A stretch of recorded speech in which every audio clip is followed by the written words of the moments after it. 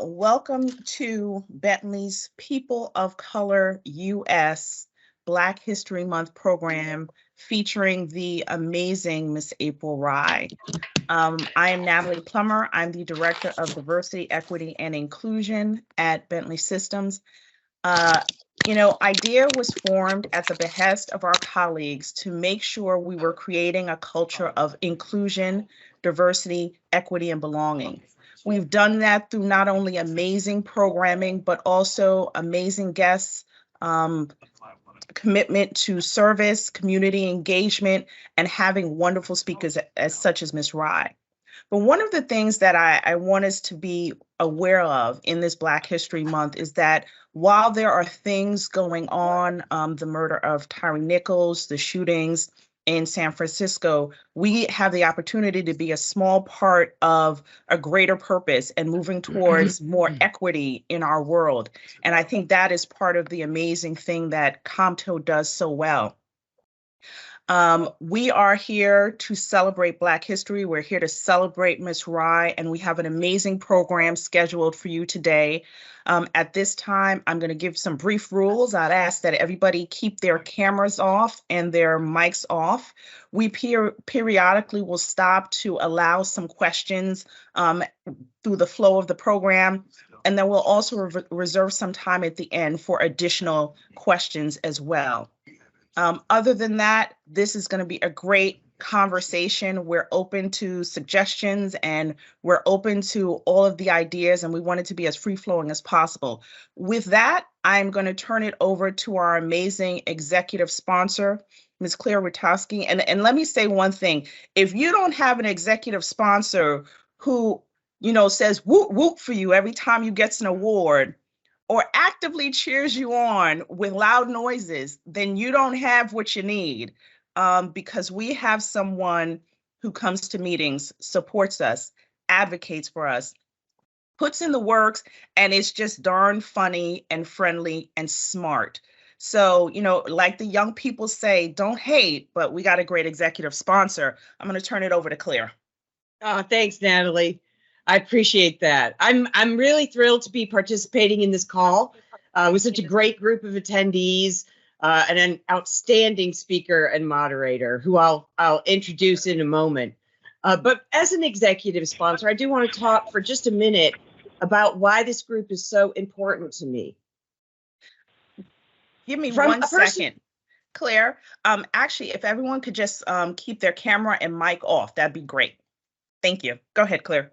Okay, from a personal perspective, I think it's crucial that people of color are given a voice, and all of us have an opportunity to advocate and be allies for change, to make the company and the world a more inclusive place to be. Because when individuals band together, their voices are amplified.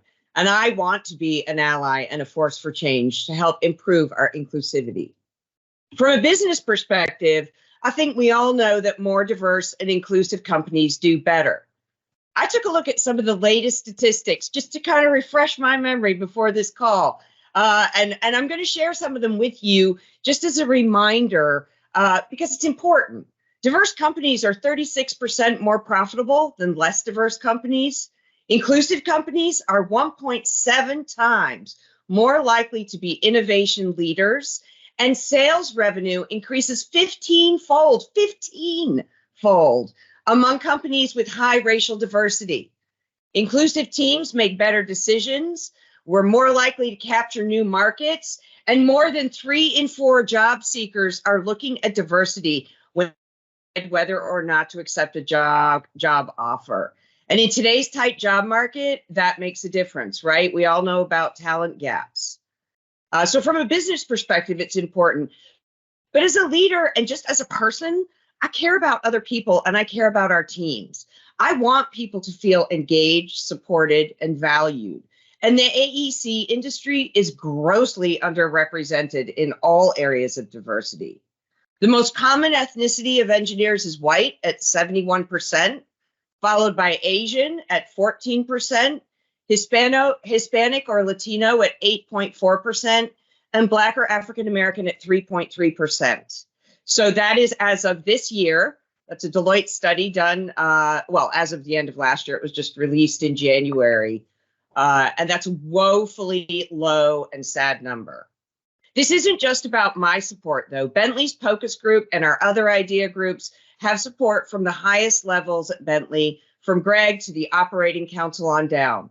It's crucial for us to continue to find new ways to improve our diversity and inclusion. And I thank Natalie and everyone involved in IDEA and our DEI program for working so hard to make things better.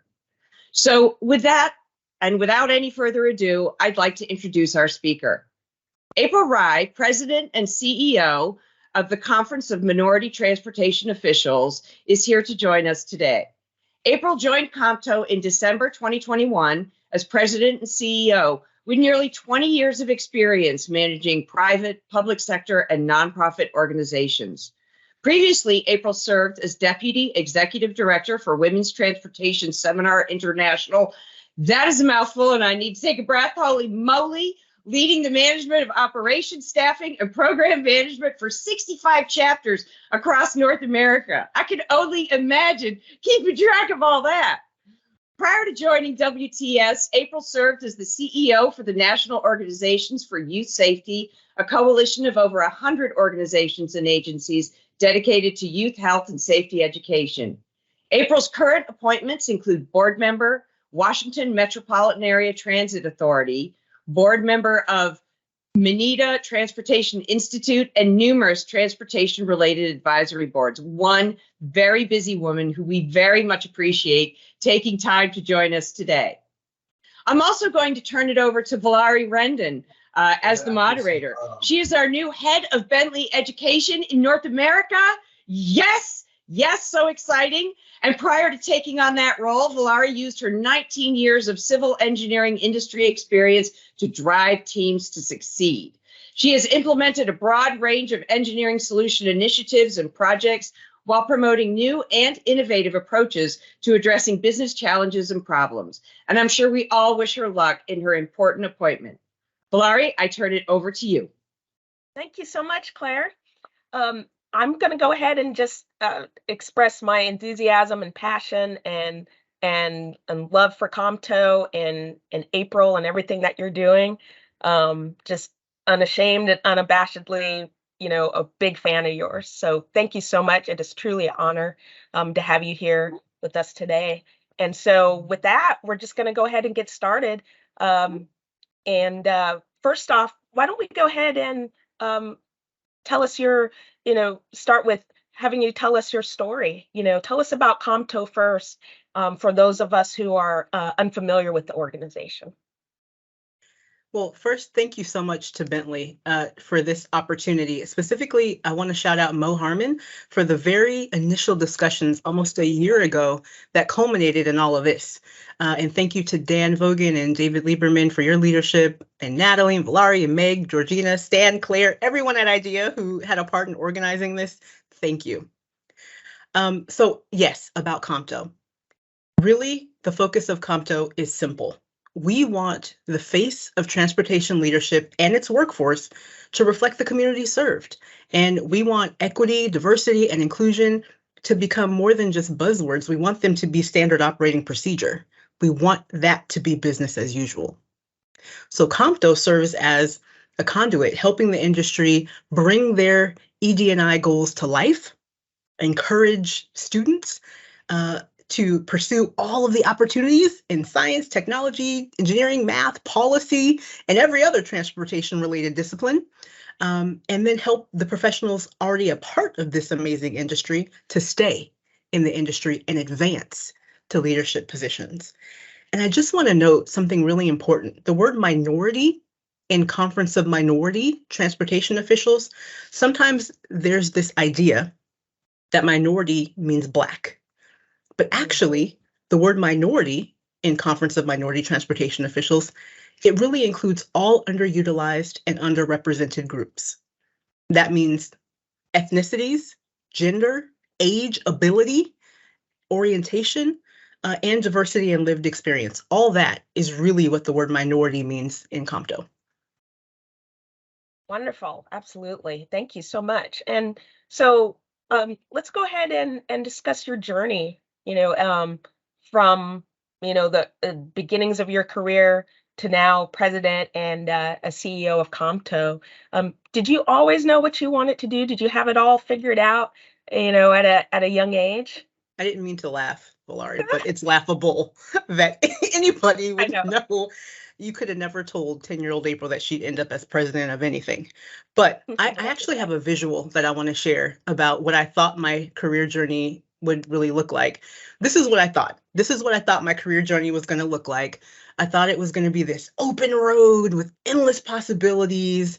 I didn't really foresee bumps or barriers. This was just my thought about what my career journey would look like. Now, this next slide here is actually what my journey looked like.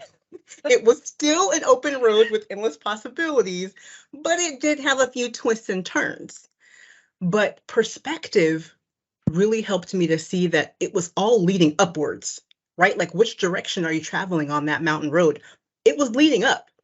And I know we have some students and maybe some emerging leaders participating on the call today. So I just want to tell you, this is actually normal and it's to be expected. I don't know one professional who has a career road that looks like that. None of them. Everyone that I know who is a professional that is leading anything today, their journey looked just like this. So it is okay. And, for me, it even started all the way back in high school. I decided to take American Sign Language instead of Spanish like everyone else.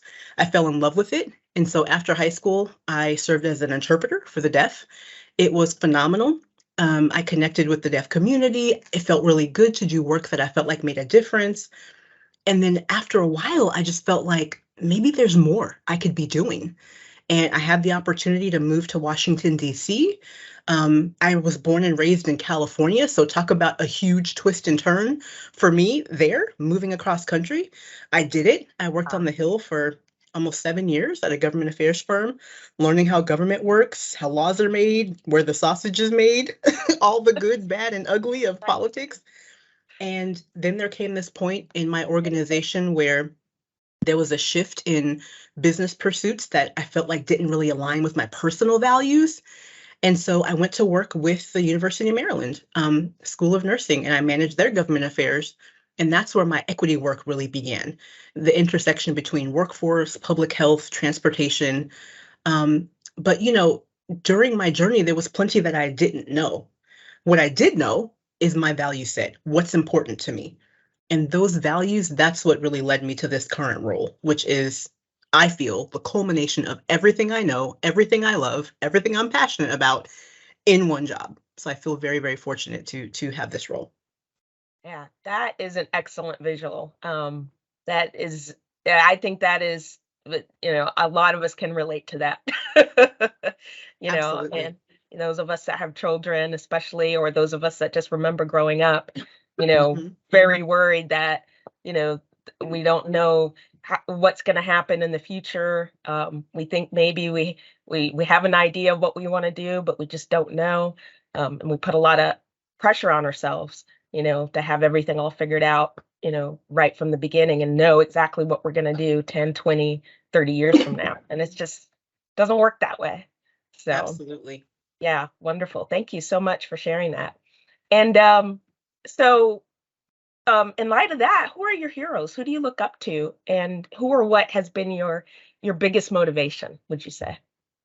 So I have one more visual to show. And Okay. It's hilarious because just last week, my 90-year-old grandmother, who I helped take care of, she found this picture and she shared it with me. So this is my shiro, my mama. That's my mama. It. And so here she is, Beautiful. many, many years back. Spitting image, huh? Doesn't she look like me? Look. So Great. she, besides her giving me life, it's really her noble qualities that I've really come to admire, because she is the most generous person that I've ever known. And I didn't appreciate it when I was younger, but volunteering and community support were actually core to everything we did growing up. We spent almost every weekend volunteering in our community. We, helped others. She would give away everything she had to help someone else. And we didn't have a lot, by the way.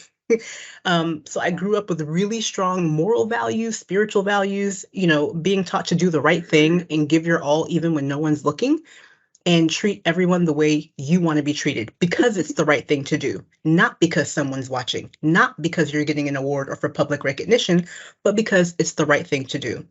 And that's what really drives me today, are those kind of core moral values. Wonderful, wonderful. Cheers to moms all around. That is fantastic. And I love the picture. It's great. It was so cute. I'm like, thanks, So Grandma. That's adorable. So speaking of being young, what advice would you give to your younger self? I love this question. Oh my gosh. It was so funny talking about this before the call and thinking, Yeah. oh, young April, let me tell you something. Like all the things I would say.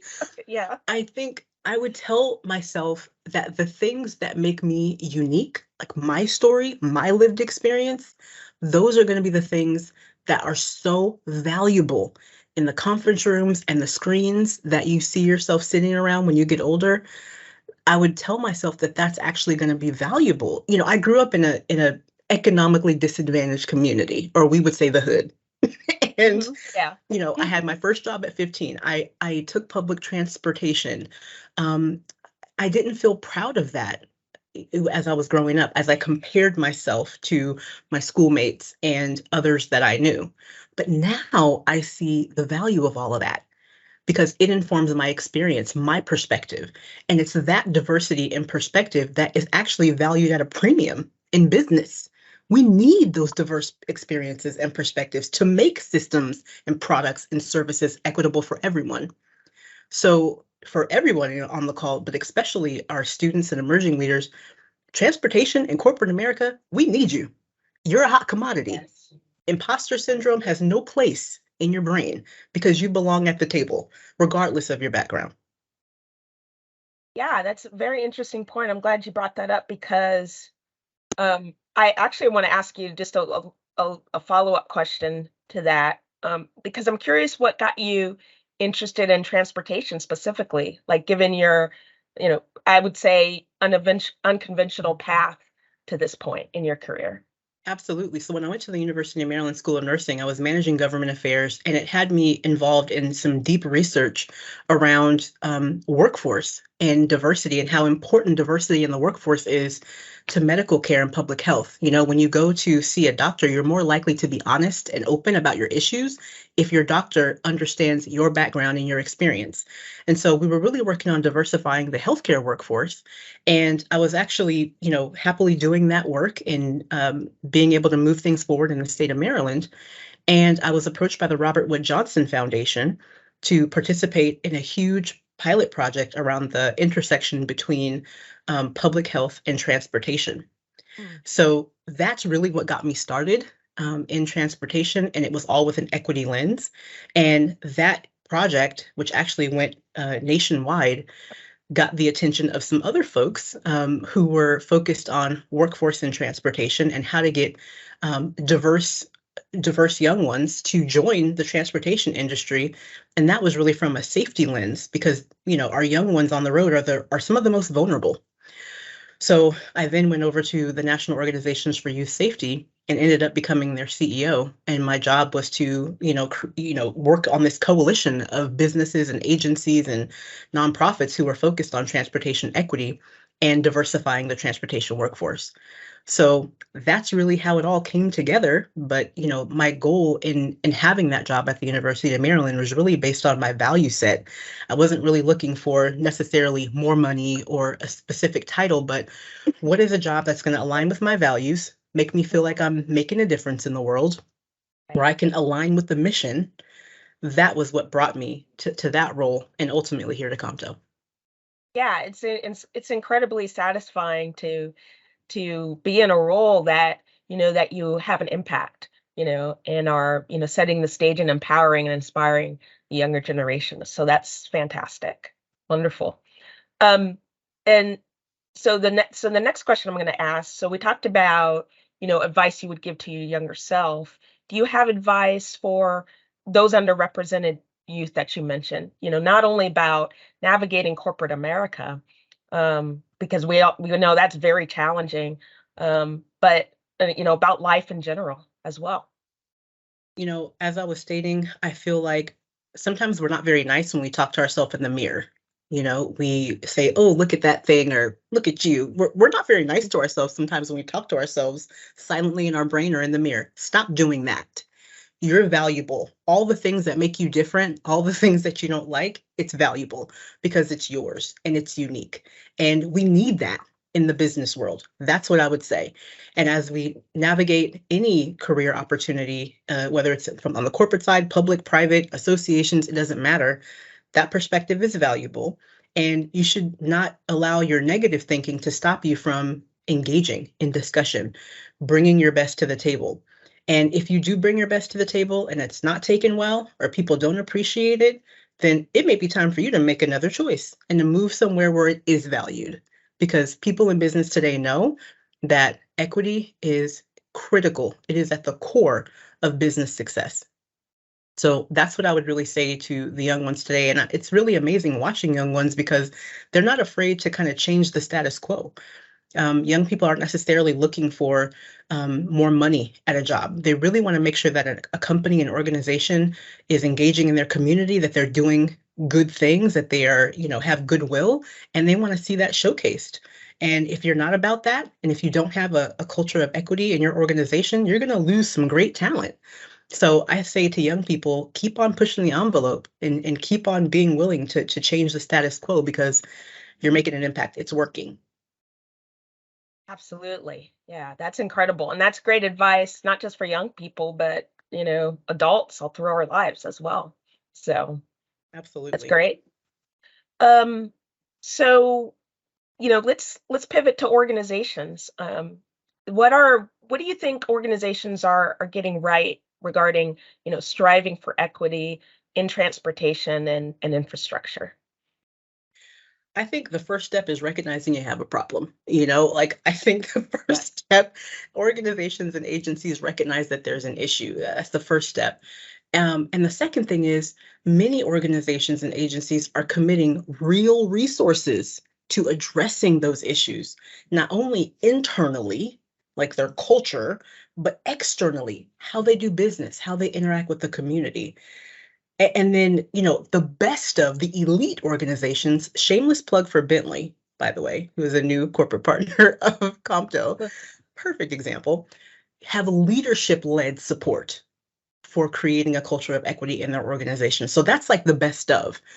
Yes. The challenges that exist are longstanding. They're policies, they're procedures, and sadly, there is, a crop of folks who don't feel good about diversity initiatives.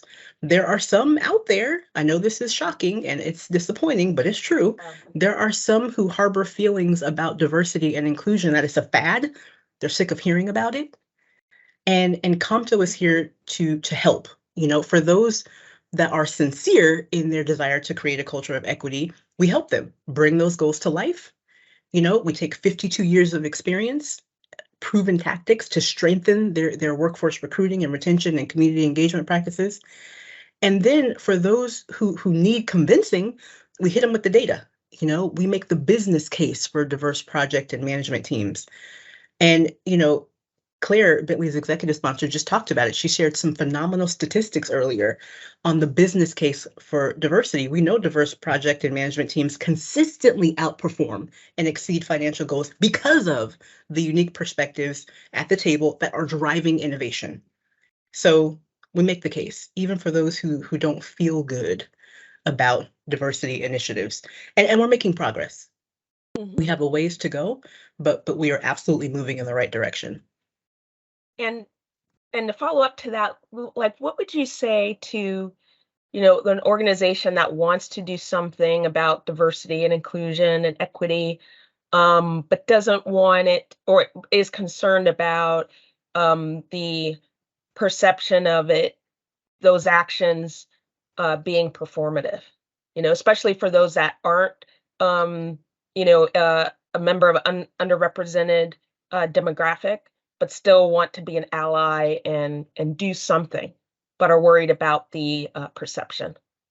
Absolutely. That's an excellent question. I would actually say that the best course of action is to first listen, do some listening. And that means you have to ask, and you have to ask in a way that doesn't make people feel uncomfortable or like they're going to be scrutinized for being honest. Give folks the space to talk to you about what they see. And that's really going to help to inform your decision making. Don't just start making decisions, creating groups, doing things without talking to everyone about what they feel like the issues are. And that includes persons from underrepresented populations within your organization and those who are not. You need to hear from everyone. What do you think? What do you see? What have you observed? And once you attain that information, that can help you make the next step, which is determining if you want to create an ally group or an ERG, or determining if you want to have special programming or special mentoring for women in your organization or persons who are minorities in your organization. And if you find that you ask and no one responds, because this happens, because people get scared, get a Yeah. partner to ask. That's what COMTO is here for. We will Yeah. ask for you so that it doesn't feel scary. And if you don't want to have COMTO, we'll recommend somebody else. Get somebody to ask for you so people feel safe. And then use that information to inform your decisions so that it's smart and thoughtful. And you're not just pulling things out of a hat and making decisions that will make people feel like, oh, you're just trying to check a box.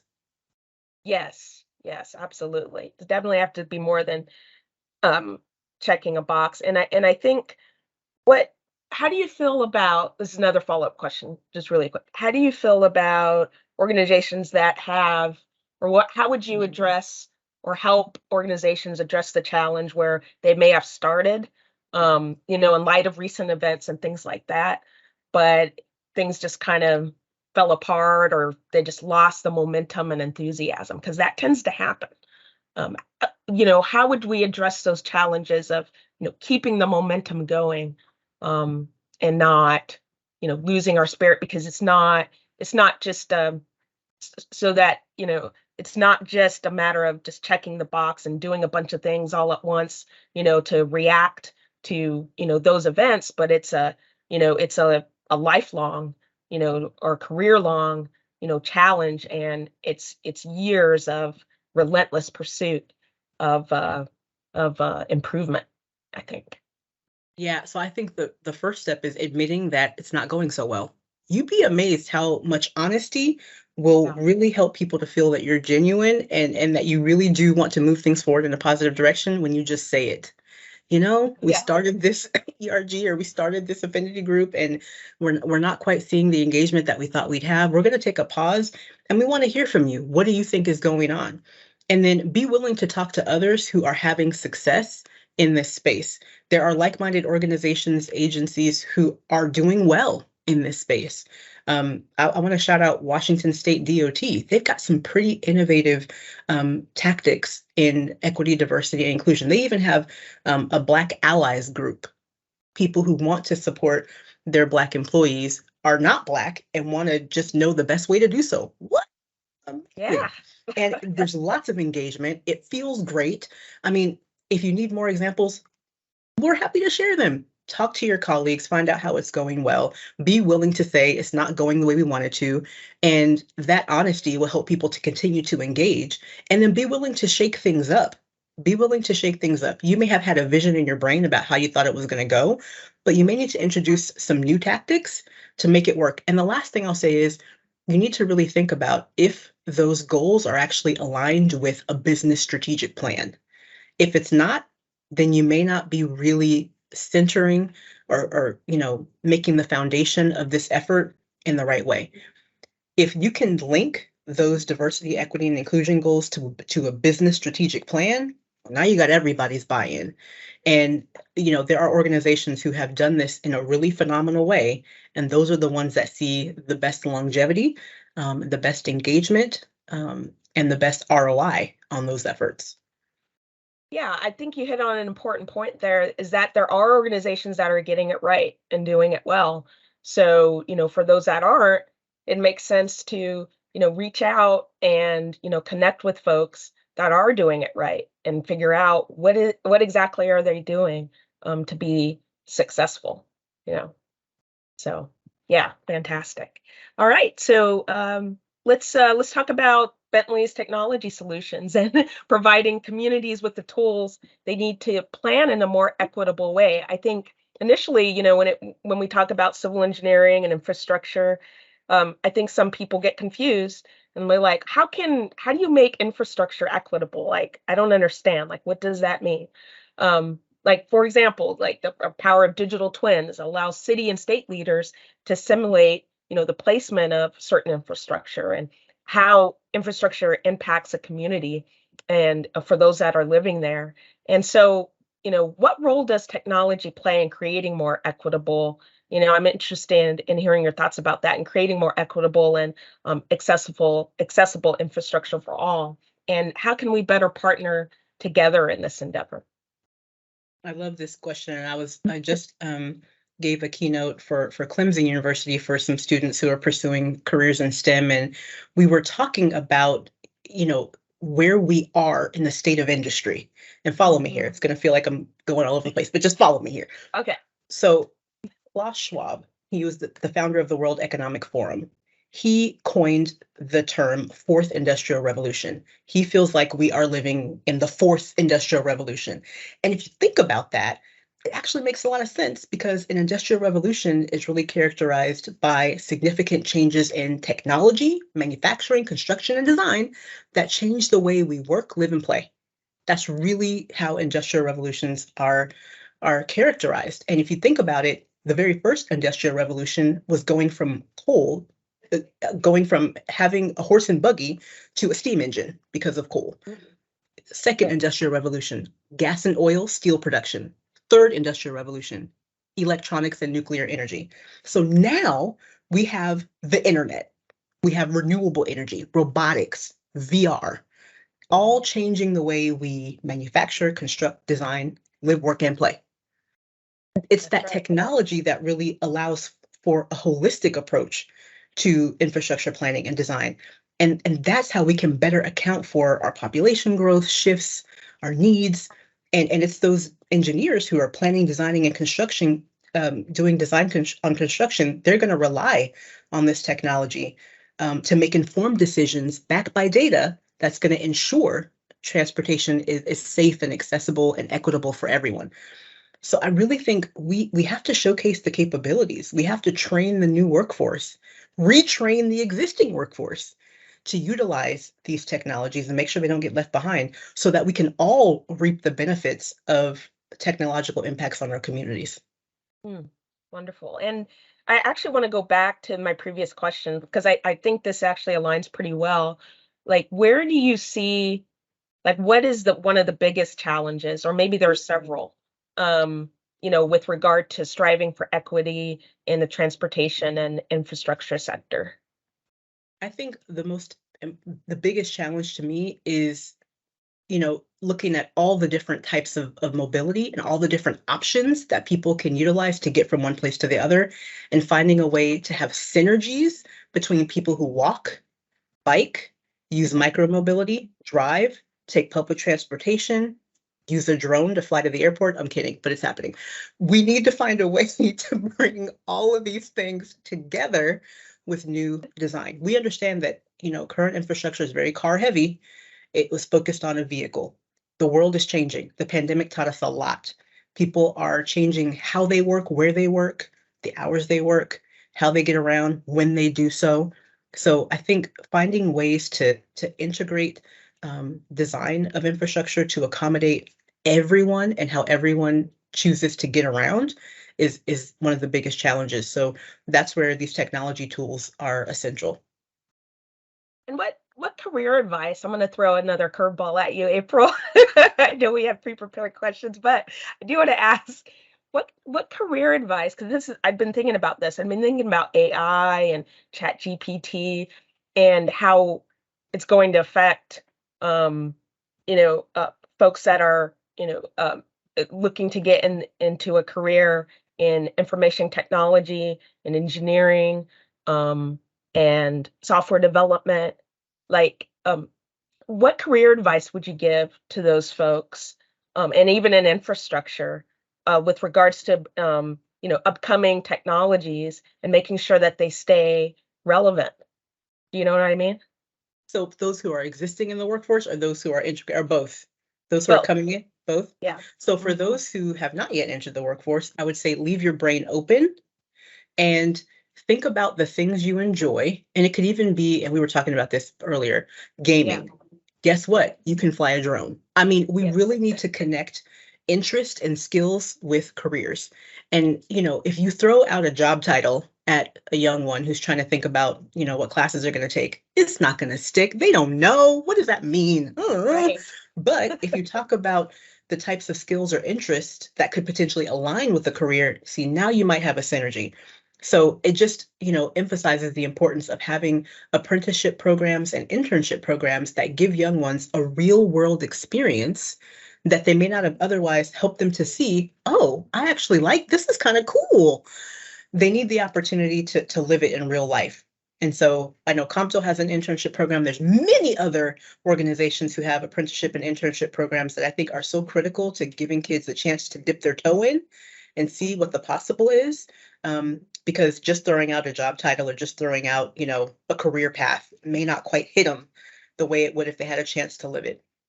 And then I think for those who are existing within the workforce, we need to do better at serving these ones to make sure that they have opportunities and funding to get retrained. And this has a huge impact on marginalized communities. We know that our bus operators, for just one example, there was a TCRP research study done recently on the impacts of new technology on those who are in the existing workforce, how it may hurt them because if they don't have the opportunity to get retrained, then they're kind of out of work.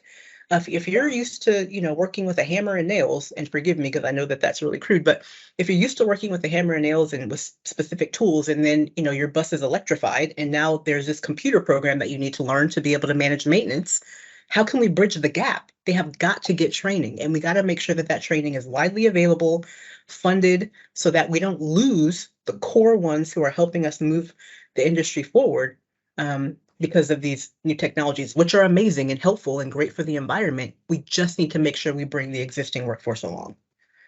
Yeah. Yeah. And I think in light of that, I mean, I feel like there's there can be this fear, especially from folks that are going to college, like, am I picking the right career? Am I picking something that's going to stay relevant, or am I going to find myself without a job because that's been replaced by automation or by AI or bots or whatever have you? We don't want So that to happen. no, So we don't. the fact that we're talking about it now is good. So everyone Yeah. can start thinking about this. But, how can we boost up our programs to retrain the workforce? And this is actually one of COMTO's legislative priorities. So we're trying to get this into policy as well to incentivize organizations and agencies to have trainings available for these ones. Yeah, absolutely. And I think that's a good segue into my next question, actually. So thanks for teeing that up for me. Given the Biden's administration's focused on equity and access to infrastructure via Justice 40 and other federal initiatives, how is COMTO working with the Biden administration to make sure that these programs go smoothly? So, first of all, we're making ourselves available to provide guidance and support and feedback on, proposed or existing policy to make sure that communities that are marginalized are heard. And I want to be clear, this is the first time that we've seen specific funding, provided for things like reconnecting communities. So amazing. And we see so many specialized provisions in different funding measures that address the president's executive order on racial equity and removing barriers to opportunity. That right there, hands down, phenomenal, deserves a million claps. Amazing. Now, this Reconnecting Communities money, it's $1 billion. Sounds like a lot, but honestly, that's the amount California spent in fighting fires last year. So not really a lot as you look in the grand scheme of things, but COMTO is working to provide some real world examples of how this money is being used and how it is bettering communities. And that is what positions us to ask for more. More, please. See how that money was able to go to these communities and really help and make a change. More, please. That's the most important thing that COMTO has been asked to do, is provide examples provide examples that can be utilized to boost up, additional funding in this way. And also being intentional about responding to notices of proposed rulemaking and commenting as NOFOs come out, so that we can share the perspectives as a collective to represent underutilized communities and businesses. And we want to provide feedback, but I want to be clear. We are appreciative of this step in the right direction, to see, these notices of funding opportunity with these new provisions that are dedicated to initiatives like this. We really want to encourage more of that. Absolutely. And to that end, I just want to ask you, there's another curveball for you. How would you address it? Because we know that the Biden administration, I mean, they're helping COMTO address, focus on equity and access to infrastructure and things like that, and diversity and inclusion. But we know that isn't always going to be the case. The administrations come and go, and some are supportive and some aren't. Like, how in the past have you addressed the challenge when you haven't had an administration that has been supportive with diversity, equity, and inclusion? And to that, I'd like to ask, like, how do we address the current challenge, in particular with state and local governments, who, quite frankly, there's this underbelly of still, even though it's 2023, there's still folks that wish to, that think that diversity is somehow inequitable, right? So any diversity initiatives are counter to, people that are people of color and things like that. So like it's racist against white people, for example, to spearhead diversity initiatives and things like that. What would you say? I know that's a loaded question. Sorry. So two main things. One thing I'll say is that, COMTO is a nonpartisan organization, and that's difficult to bring to reality because the word minority is in our title. And so people just assume a lot, right? But COMTO is a 501c3 organization. We do not lobby. We don't care who's in office. Right. We just want to be a voice for those who are marginalized. And so whoever it is who's in office, we offer ourselves as a partner, someone to support, and we try to find synergies. That's what we do as an organization. And, I wasn't at COMTO in the previous administration, but I was at other nonprofits who are the exact same, who are nonpartisan and try to find synergies. And you try to find the things that everybody can agree on. We can agree that we want to get people to work, right? We can agree that we want to get people to work. We can agree that veterans come in all colors. We can agree that persons with disabilities come in all colors. We can agree that women come in all colors. I mean, there's always something to agree on, right? And we try to focus on those things as we work to advocate for the underrepresented. So that's our strategy. We just try to focus on what we can agree on. And then with regard to state and local, we've got 37 chapters who are phenomenal. I call our chapters our fingers. Imagine not having fingers. It's difficult to do anything without your fingers. We rely on our chapters to really be an extension of our mission at the regional level. And our chapters do a phenomenal job at creating relationships with state and local government, different leadership. I'm attending a couple of events in Connecticut and in Philadelphia, and in Northern California here coming up soon for some new leadership who's been installed. It's those kind of events where we can celebrate and elevate those in positions of leadership within these transportation agencies and create those relationships. That's what helps us to move policy initiatives forward and have us be a trusted resource when it's time for us to give feedback on how, proposed or existing legislation can affect the community. Right. So you're saying common ground, finding common ground and finding those things that you can agree on to move forward is key. Absolutely. And relationship building and maintenance. It is key. Got to build and maintain relationships so that they know that you're a trusted partner. Absolutely. Wonderful. That's great. Okay. So final question that I have, and then we'll give it to Natalie to facilitate the questions that are coming in the chat. We've been pretty busy. So I noticed the chat's been pretty busy, so that's great. And so we'll spend the last 15 minutes addressing those. So I have one more question for you, April. So two of your prior roles were specific to one demographic, youth, with the National Org for Youth Safety and Women's Transportation Seminar. Your role now encompasses many more demographics. Is there a common thread when working to establish equitable opportunities? This was really interesting, this question. And I really would say, both groups are underutilized if you think about youth and women, and both have unique challenges and valuable perspectives. Give them room and let them work. I feel like we have to be intentional about inclusivity. And even within marginalized groups, we have to allow for unique perspectives. All young people don't have the same thought, and all women don't have the same experience. So please get a cross section of experiences and get a full picture.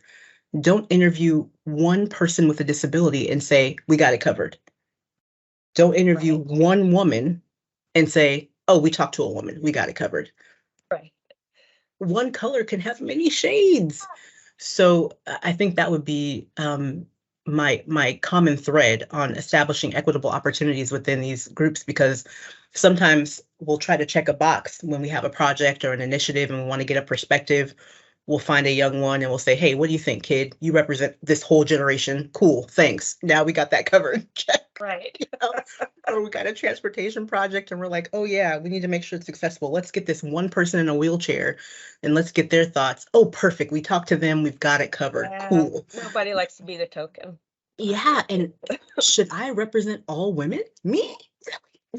I mean, we really, really need to be intentional about getting a cross section of experiences and getting a full picture when we deal with persons from underrepresented groups. I think that is so critical and so worth it as we think about having more equitable opportunities overall. Wonderful. Yeah, fantastic. Thank you so much. So I'm going to go ahead and turn it over to you, Natalie, and let's see what the questions the audience has. Well, I would first say if anyone has any questions, please continue to put them in the chat. We are anxious and we're going to pick her brain as much as possible. So I'll start with this one. Many rural communities are seeing their population increase with work from home. Many rural communities are also places where minorities are marginalized. How can providing equitable transportation help these communities? That's a great question. And I've had a lot of discussions about this in my work with the Road to Zero Coalition. We just had a webinar actually on rural and tribal communities and kind of how we can help increase their mobility options. And I think there's a lot of work to be done in this area. We've seen on-demand transportation be super helpful for those in rural communities. We've also seen dedicated funding for road improvements be helpful to rural communities. And rural communities are different. They have different challenges. We had a conversation recently in Maine. I was at a Maine transportation summit, and they have a large population of rural residents. And they were talking about some of the challenges that they had just in the road conditions and how many folks who live in rural communities typically have not the newest cars, we'll say. So, having an older vehicle coupled with bad road conditions, that's their main issue. So they needed more funding dedicated to road improvements. So I think, once again, it's about engaging with those communities, understanding their unique challenges, and then bubbling that up into some tangible solutions that can address those challenges. And there's not a one-size-fits-all solution, but rural communities are marginalized just like urban communities. And some of the tactics could be useful for both. But all of them involve engaging them directly in the solutions, not just telling the community what it needs, but talking to the community about what it needs and what would actually be helpful. Well, I want to follow that up with two of our groups here within Bentley that are really, really important to us. All of them are, but we recently formed our veterans group. And we have a lot of veterans, and part of what you've described before is when they are leaving military service, and this is something our colleagues have spoken to us about, there is a huge adjustment from military service to corporate America or just working America. What, if anything, is COMTO doing to kind of help address that? Because that is one of the groups that COMTO is encompassing as well. So this is part of our legislative priorities as well, but to me, it's about accommodations. And it doesn't take much sometimes. It's just a little tweak in maybe a policy or procedure that would allow someone to be accommodated for specific needs. And we understand with our veterans and also with our persons with disabilities, they may need a different work schedule. Even those who are neurodiverse, they may need a certain work schedule. They may need to operate and have the ability to work from home sometimes. They may need certain technologies to be able to help them to perform the duties successfully. Can we make those adjustments and have a super loyal, phenomenal employee out of it? Yeah, we can. But part of it is finding out what are the needs and then being and even realizing what the opportunities are, because there's many government subsidies and things that can cover the cost for some of these accommodations to then allow this person to be employed. And we understand some of our veterans and our persons with disabilities are chronically underemployed. So we've got to do something about it. And we have to also understand that there is a mental health component to this too. And it may be about providing some additional benefits that include mental health services to help folks feel safe and accommodated in the workplace. Can you provide knowledge or support? This is another question from the chat from Brianna Gamble, one of our amazing leaders in our POCUS group and really an active member of COMTO as well. Can you provide knowledge or support on how corporations can listen to young people and young minorities when young people have been conditioned to some extent to remain silent because they're too new? Hi, Brianna. Thank you for your support and great question. So there's several things, and I think it's not just a one size fits all solution, but I think the first thing you can do is provide a safe space, right? As an organization, do you have any, relationship with colleges, universities, and trade and vocational schools in your area?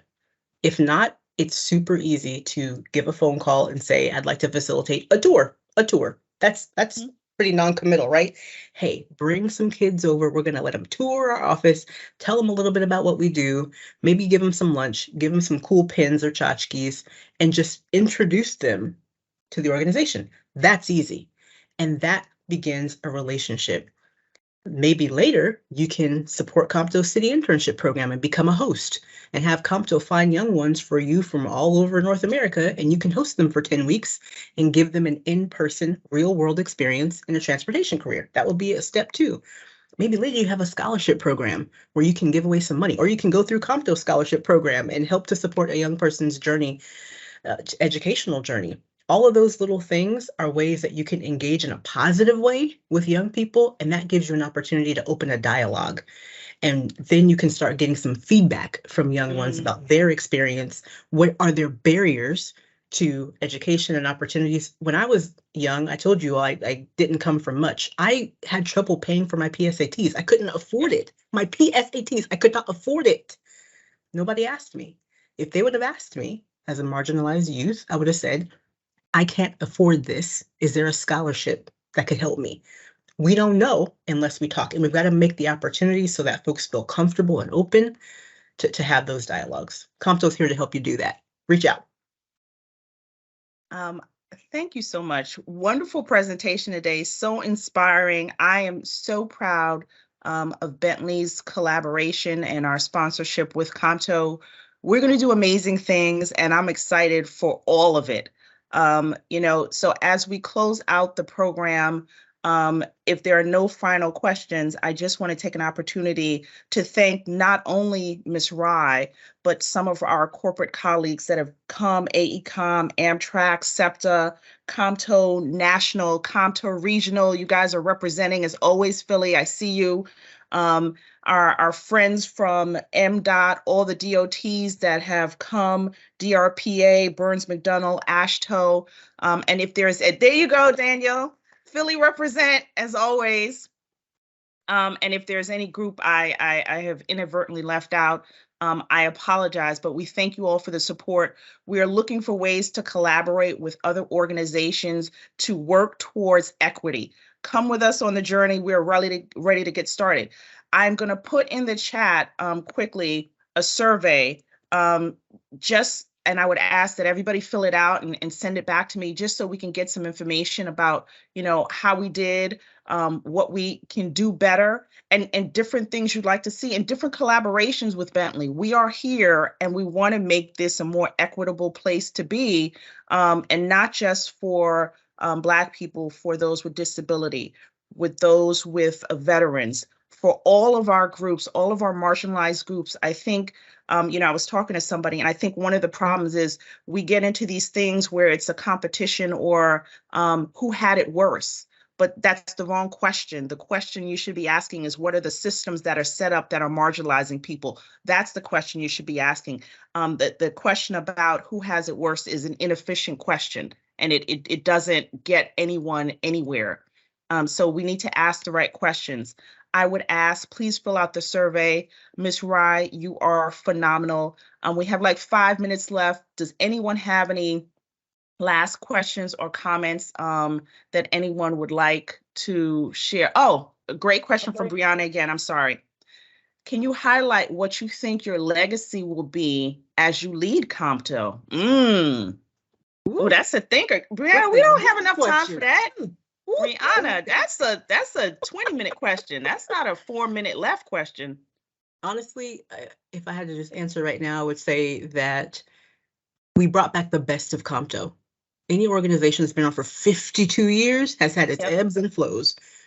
I want people to say that during this time, we brought back the best of COMTO, and we prepared and positioned diverse leaders for the opportunities that are ahead. And there's a lot of opportunities. We want to get them ready so that they can grab them. And then we're going to be pushing new seats at the table, bringing folding chairs, everything. And we're going to have some diverse representation around corporate America. And like I said earlier, make ED&I business as usual. Yeah, we're here for all of it. Bentley is here for all of it. And we got you, April. So we're excited for our collaboration. With that, I am going to end this wonderful webinar. Thank you, everyone, for your support. This was an amazing turnout.